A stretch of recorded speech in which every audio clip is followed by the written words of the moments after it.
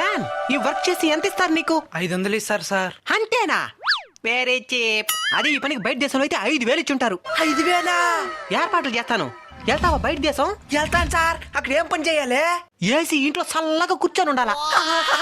పెద్ద పెద్ద డబ్బులుండే వాళ్ళు పార్టీ చేసుకుంటారు కదా, వాళ్ళకి అన్నం వడ్డించేది, వాళ్ళ పిల్లకాన్ని చూసుకునేది అంతా ఏసీ ఇంట్లోనే.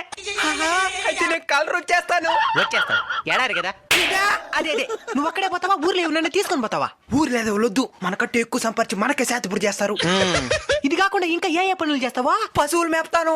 ఓకే, ఒంటిల దగ్గర చేయొచ్చు. చిందా? అదే అదే, నువ్వు ఈ ఏర్పాట్లు ఇడిపో. సరే తెల్లగొచ్చేపోతాను. అయ్యా రే బకరా దొరికినట్టు పంపిస్తానా? మంచి ఎడారి చూడండి. అలా మోసం చేయడం తప్పు కదా సార్. ఏది తప్పు? ముందు ఎక్కువ డబ్బులు ఆశపడి తప్పు చేసిన వాళ్ళు ఏం ఇండియాలో పని చేసుకుంటే వద్దనిందా? మంచి ఎడారి చూడు. ఎక్కువ డబ్బులు కాసుపడి ఏ జంటి చేతిలో మోసపోవద్దండి. బయట దేశం పోయే ముందే జాగ్రత్త పడండి.